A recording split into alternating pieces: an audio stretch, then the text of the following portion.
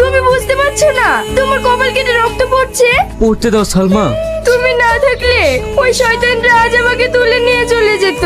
সালমা, আমি থাকতে তোমাকে কেউ নিয়ে যেতে পারবে না। কতদিন তুমি আমাকে এইভাবে আগলে রাখবে বলো? সারা জীবন। কিন্তু কোনো কিন্তু না সালমা, তুমি তোমার সব।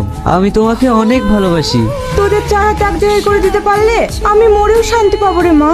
দাদিমা তুমিও না এবার ভোটে জিতে এমএলএ হয়ে আমাকে ছেড়ে চলে যাবে না তো? ধুর পাগলি, তোমাকে ছেড়ে আমি কোনোদিন যেতে পারি?